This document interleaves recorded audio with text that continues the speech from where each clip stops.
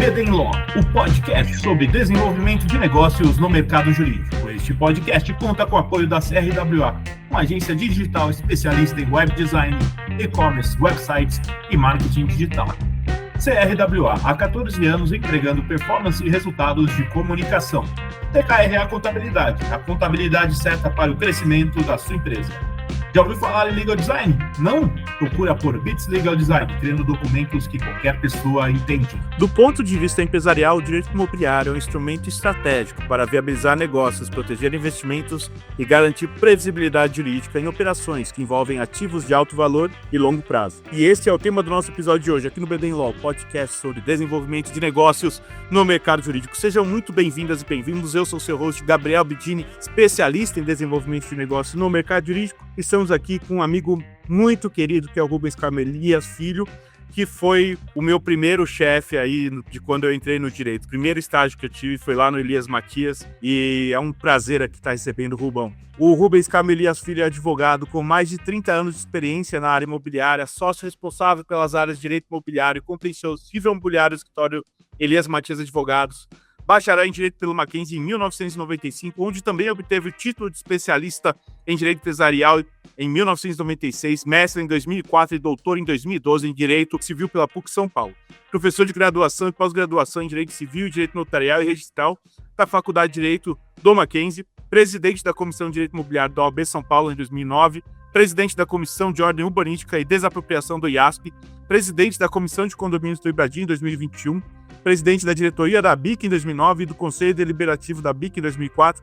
Ele é professor e palestrante em diversas instituições de ensino, entre as PUC, EPM, EPD, FGV, INSPER, autor de diversas obras e artigos e envolvido em entidades beneficentes da coletividade árabe. Rubão, já estou aqui na informalidade mesmo chamando de Rubão, seja muito bem-vindo e muito obrigado por aceitar nosso convite, viu, Habib? Oi, querido, que delícia, uma alegria enorme para mim estar aqui com você. Gabriel, você é um querido, sempre juntos, não? Família maravilhosa que você tem, adoro seus pais, adoro você, seu irmão, enfim, uma alegria enorme e além de tudo, estou muito honrado e orgulhoso da sua carreira. Então, para mim, estar com você é tudo de bom. Um verdadeiro prazer. Sabe, Rubão, eu estava lembrando aqui, né, da FAP, eu estava no primeiro ano de Direito do Mackenzie. E aí, esse primeiro ano, né, eu fiz as duas faculdades juntas. Então, era FAP de manhã e Mackenzie à noite, aquela loucura. Eu parava para dormir só. E aí, quando eu concluí a FAP, meu pai falou, filho, né, vai procurar emprego, tal, não sei o quê, vai trabalhar. E daí surgiu a oportunidade de trabalhar com você. Ó, tem o Rubens Camelias Filho, amigão da família aí e tal, não sei o quê, vai falar com ele. E aí, Rubão, eu lembro lá, e você falou, Gabriel, vim aqui falar um oi, e depois falou, agora a entrevista é com o Danilo Camargo, que tá aí com você ainda, né, Rubão? Faz o quê? Uma porrada de ano. E aí eu lembro daquilo, Rubão, e foram, assim, foi um tempo muito legal ali, que eu conheci o Telmão, o Eduardo, e tanta outra gente legal aí. Foi momentos maravilhosos aí, de ter sido seu estagiário aí, viu, Rubão? E isso pra gente é uma coisa que nós prezamos demais, que é você deixou o escritório, mas não deixou a nossa vida. Isso que é o mais importante, ou seja, muitos advogados passam pelo nosso escritório, mas ninguém sai de portas fechadas, ou bravo, ou brigado, não. Nós continuamos esse ambiente de amizade, de relacionamento, de parcerias, até mesmo de colaborações, que é muito rico, né? A vida ela é longa, e a advocacia ela é uma maratona, né? Não é um tiro curto. Então, quanto mais nós conseguimos manter esse relacionamento, mais gostosa é a nossa vida e mais oportunidades surgem para todos, né?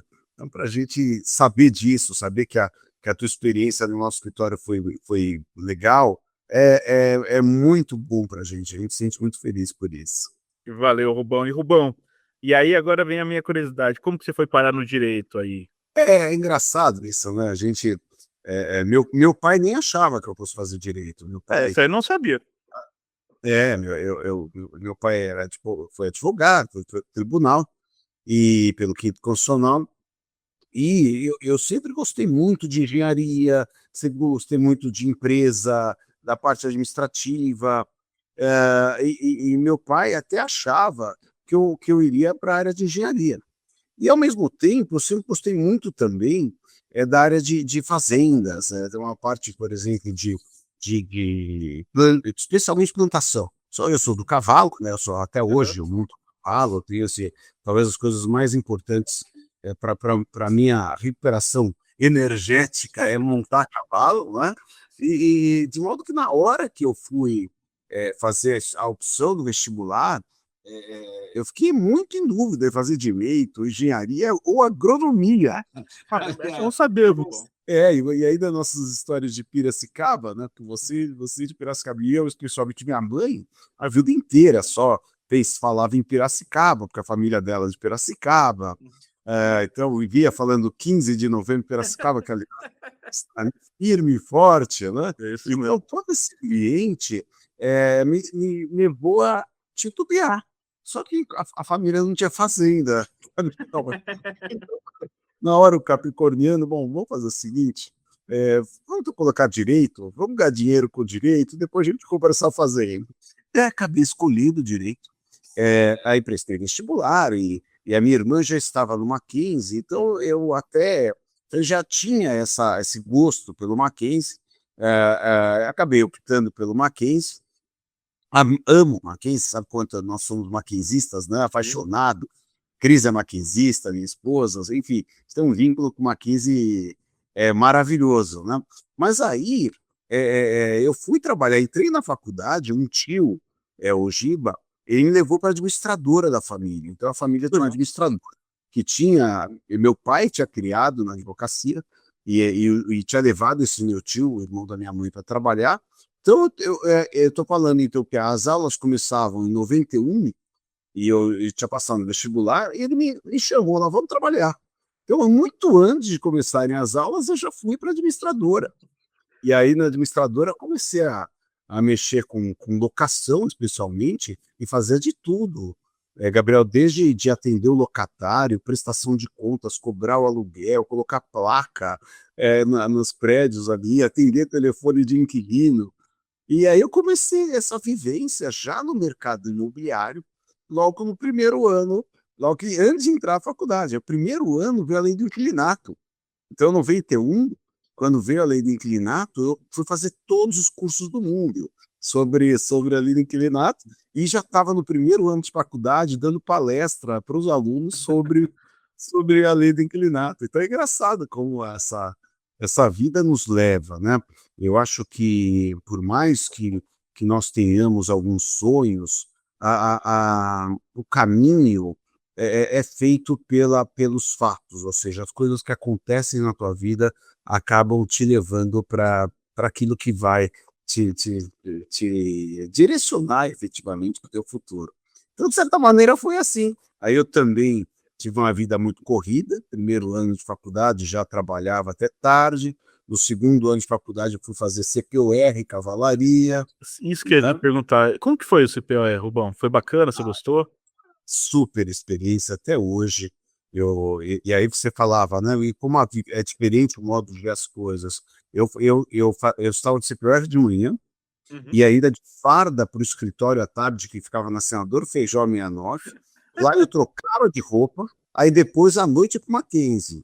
A gente ia dormir meia-noite, acordava às 5, 7, estava lá em forma, de barba feita, com a farda em perfeitas condições, né? E ia trabalhar já. Depois, em seguida, seguia a nossa vida, né? Então, eu já comecei assim. Aí eu ainda tão louco que no ano seguinte eu estava montando minha própria administradora de imóveis. Acho que você não ouviu falar. Não, isso daí não, nem sabia dessa, Rubão. No ano seguinte, já em 93, final de 93, pelo fato de eu gostar da parte de condomínios, né? Um amigo tinha uma construtora, e aí eu comecei a conversar com ele. No final do ano, o pai dele me chamou para montar uma administradora. Então, eu virei um sócio de 3 senhores, eu com 20 anos, 21 anos nessa época, porque a administradora ela começou a funcionar em março de 94. Aí eu já estava trabalhando numa administradora que era minha, na Vida Pacaembu, com 3 sócios com mais de 50 anos à época, e assim foi galgando, né? A minha, por meio do mercado imobiliário. Então, direito e mercado imobiliário sempre foram muito relacionados, né?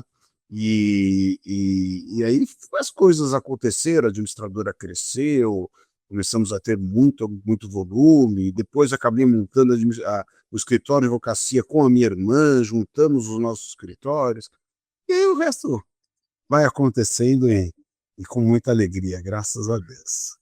Que legal, Rubão. Rubão, é engraçado isso, né? Porque, bom, primo não consegue ficar muito longe de lojinha, né, Rubão?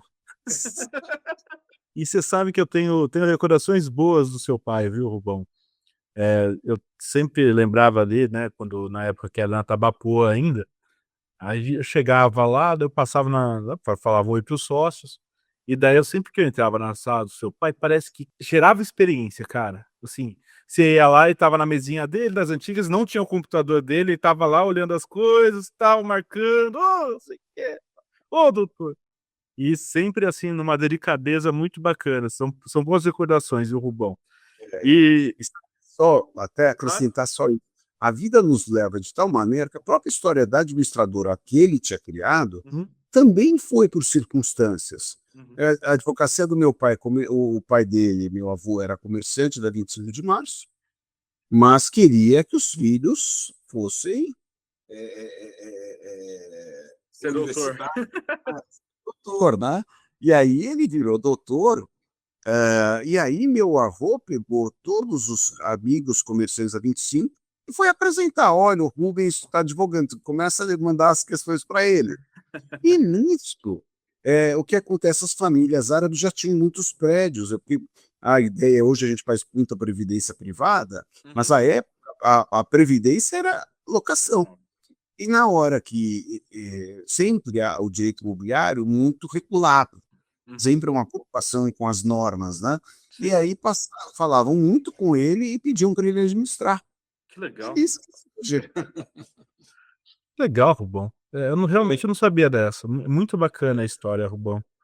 E, Rubão, eu queria saber, a gente entrando agora direto no tema aqui, eu queria saber, na sua visão, qual que é o papel estratégico do direito imobiliário dentro da estrutura de uma empresa, principalmente agora que já contou um pouco dessa história, hein, Rubão? Eu acho que é interessante, né? Porque Uhum, hoje, por mais que a gente fale que o universo eletrônico tenha ocupado um espaço do comércio, por exemplo, por mais que nós tenhamos o mercado no meio eletrônico muito expressivo, toda a base se dá a partir de imóvel.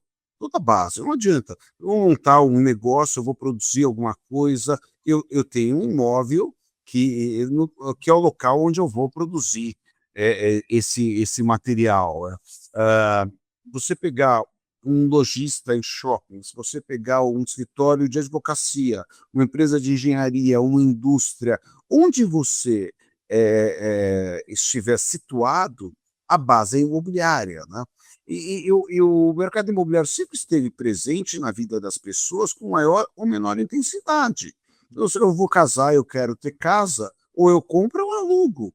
Então, é intrincada essa relação com o imobiliário, e o imobiliário, no final, o direito imobiliário é uma relação em que é uma relação obrigacional que tem base no imóvel. uhum, Então, isso acaba demonstrando que todas as relações que tem o imóvel envolvido acabam impactando o direito imobiliário. E se no começo, Gabriel, a gente falava, e eu estou falando até do meu começo, 30 anos, em 5 anos atrás, né, meu começo de carreira de trabalho, 35 anos atrás, que era ainda na administradora, no começo a gente falava que o direito imobiliário era locação, condomínio e a compra e venda. Com o tempo ele foi se sofisticando, e especialmente quando o mercado de capitais ele passa a ter um olhar para isso. No mundo todo, a base do PIB se dá muito a partir das garantias.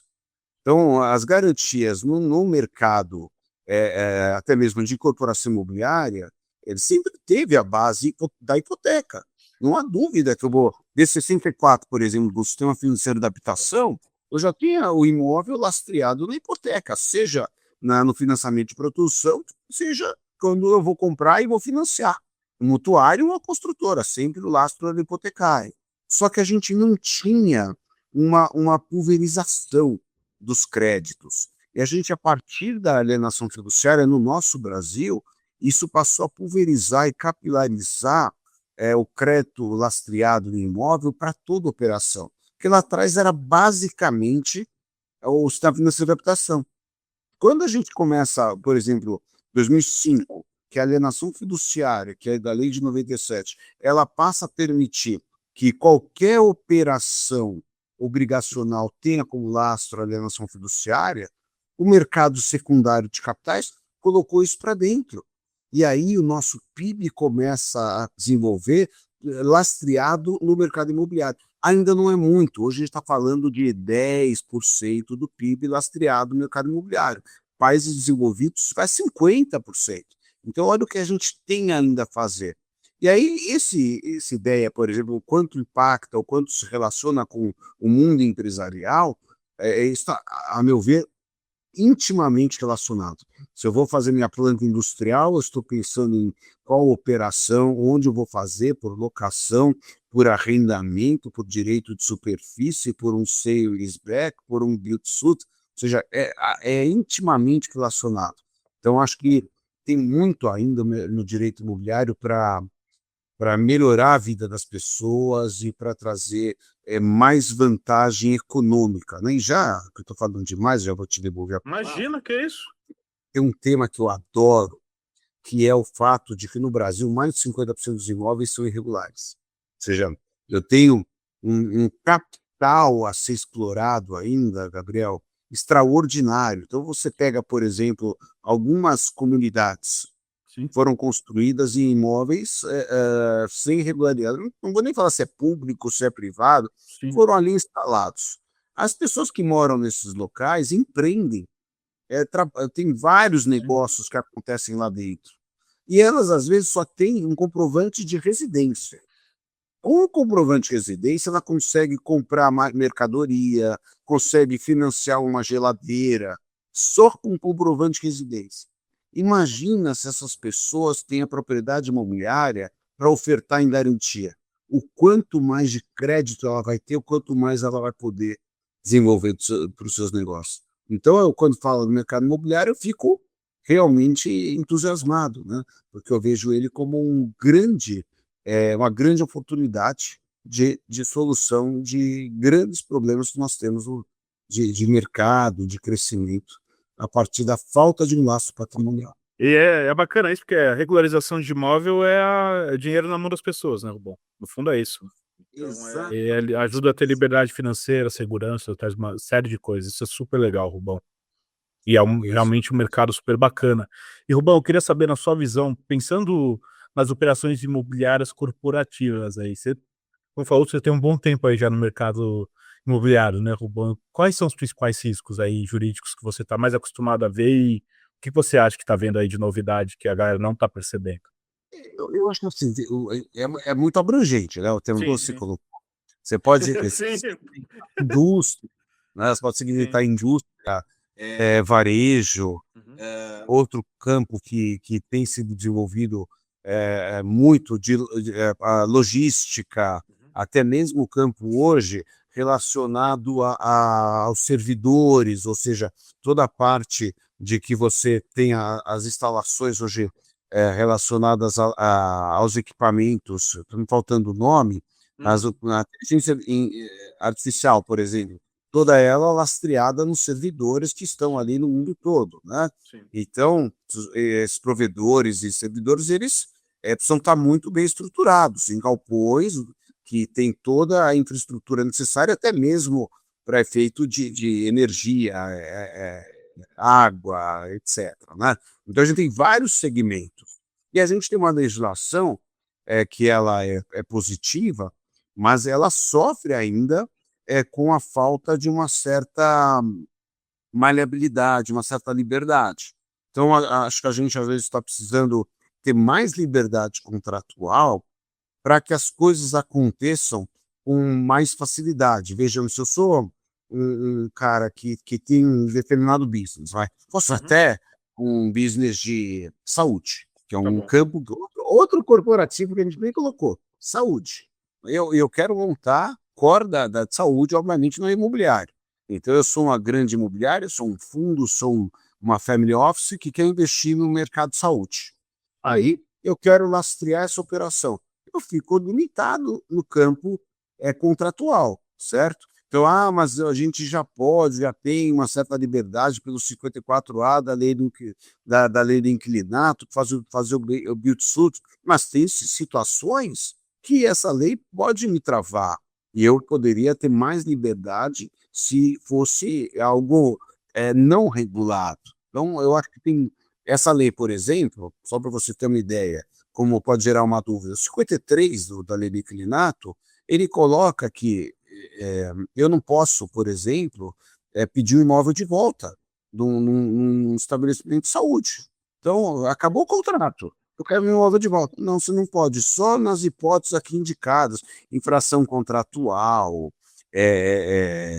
deixar de pagar aluguel, ou se for aumentar mais de 50% a construção, porque isso atende à função social. Pô, mas se eu contratei por 10 anos, eu quero ter meu imóvel de volta em 10. Então, isso acaba reduzindo o investimento no mercado, né? E tem muita coisa que tem surgido. Ontem nós fizemos, até foi legal, Gabriel, eu e o Thelmo, né? Mas eu e o Thelmo fazendo, foi um evento da OAB aqui de São Paulo, da Comissão de Direito Imobiliário, e nós conversamos sobre locação de imóveis mobiliados.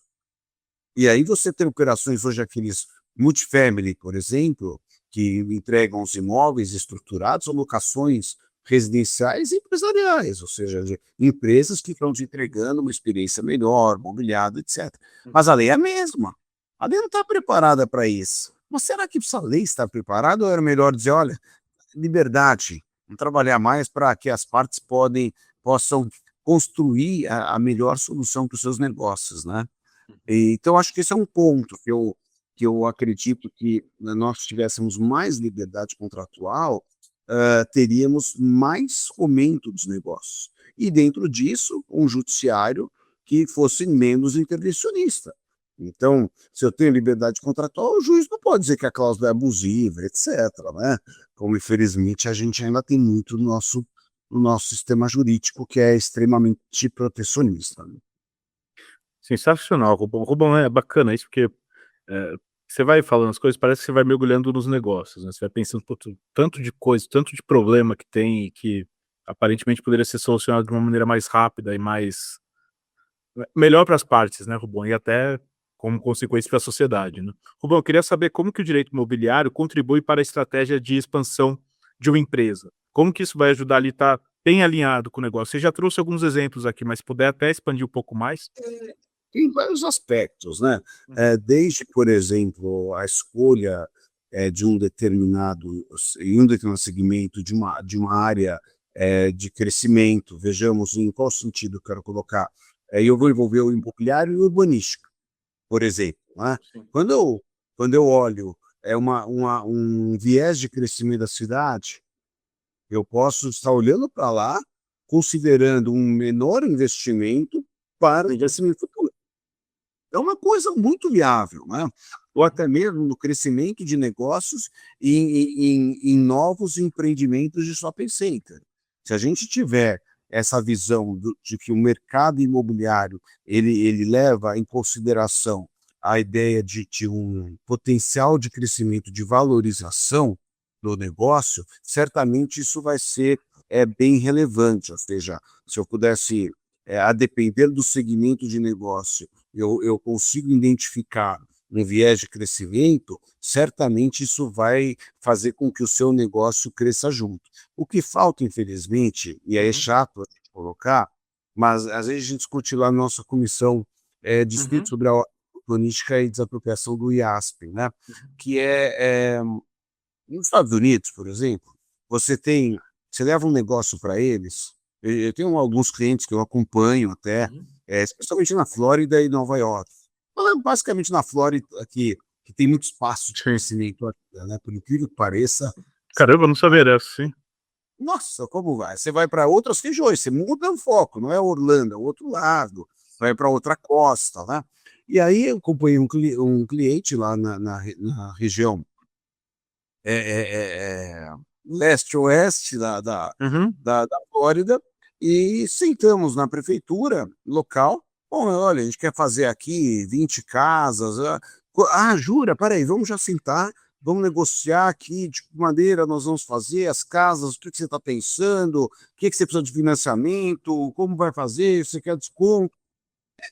É um olhar de parceria, Que legal. né?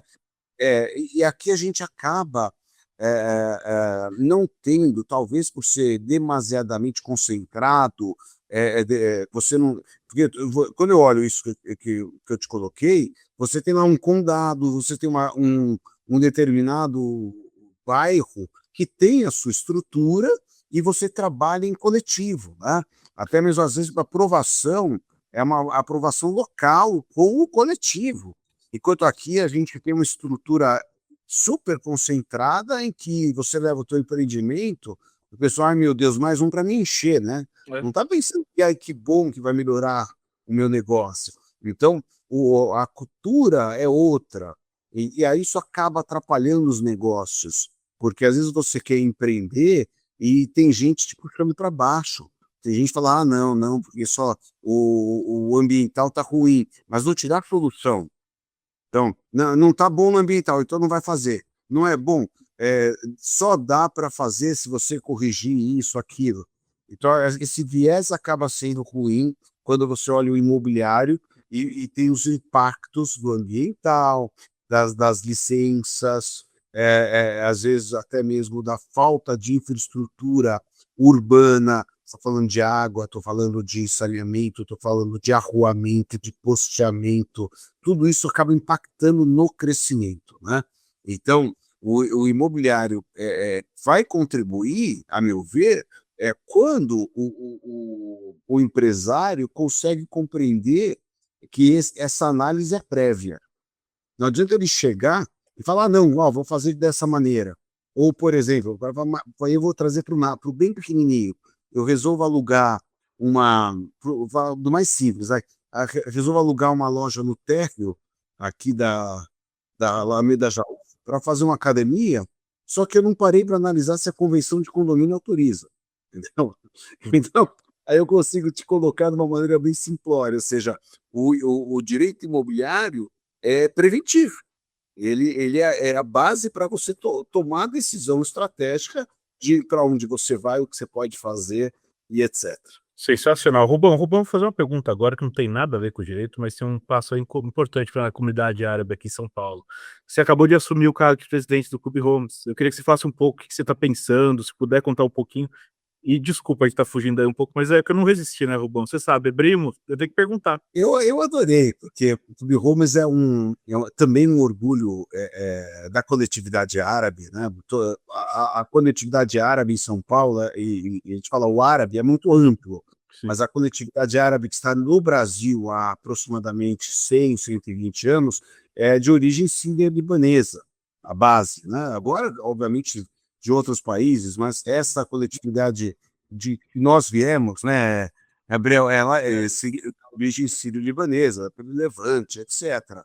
E o Clube Homes, que fez 106 anos esse mês, Caramba. 106 anos, ele é a mãe dos clubes, é a mãe da coletividade. Ele sempre foi o local de encontro da coletividade. E isso nos orgulha poder contribuir para que essa realidade volte a ser uma verdade. Em plena Avenida Paulista, num prédio super importante, com estrutura própria, com salões, com restaurantes, com piscina, com quadra, com carteado, com sinuca. Acabou de ganhar até o Torrig, super, nossos aqui da ASESC, da Associação dos Clubes do Estado de São Paulo. Enfim, é um ambiente de uma memória afetiva da coletividade que busca se transformar, se ressignificar, para que possa integrar a esse ambiente cultural da Avenida Paulista. O que nós estamos visando, né? O objetivo maior é que ele seja realmente a Casa dos Árabes de São Paulo. E dessa maneira, por exemplo, quem não conhece o Clube Homes, possa ir lá e conhecer um pouco mais dessa história da imigração árabe na cidade de São Paulo, porque, como a gente sabe, Gabriel, o paulistano, na sua construção de perfil, de identidade, melhor colocando, ele tem o árabe, quando parcela a sua conta, quando negocia, ele tem o italiano, tem o espanhol, tem o português, tem o japonês, é uma construção na história da identidade do paulistano, da qual nós fazemos parte, né? Então a gente espera poder contribuir para que o clube fique realmente como um legado para a cidade de São Paulo ao longo dos próximos anos, nessa avenida incrível que é a Avenida Paulista. Sensacional, Rubão. Adorei conhecer um pouco mais aí da história, principalmente da nossa comunidade. Já quero fazer minha visita lá no clube para aprender mais ainda. Ahlo Sahla, bem-vindo. Então eu vou querer uma visita guiada sua, hein, Rubão? Convidadíssimo, bom prazer. Perfeito. Rubão, eu queria agradecer a sua presença aqui no BD Law e por ter compartilhado a sua experiência e conhecimento com a gente. Eu queria saber se você tem um contato para deixar a pessoa que quiser conversar com você e aprender mais sobre direito imobiliário, comunidade árabe, o espaço é seu, Rubão. Bom, a gente tem, até mesmo pelo Instagram, o Carmo Elias Filho, por favor, me procure, é um prazer. Ou também nosso escritório está nas redes, tem internet também, o site eliasmatias.com. Por favor, fiquem à vontade. E também, qualquer coisa, pega o meu WhatsApp com o Gabrielzinho, que ele passa. Nosso telefone 99644-8002. Estou sempre à disposição, até porque a gente adora conversar, adora trocar ideias, e é sempre muito prazeroso. Queria, mais uma vez, te agradecer, Gabriel, pela oportunidade, especialmente por te ver crescendo, desenvolvendo todo esse trabalho tão importante. E obrigado mesmo pela oportunidade. Eu que agradeço, Rubão. E Rubão, você está lá no LinkedIn também, né? Também no LinkedIn. Também é Rubens Carmo Elias Filho.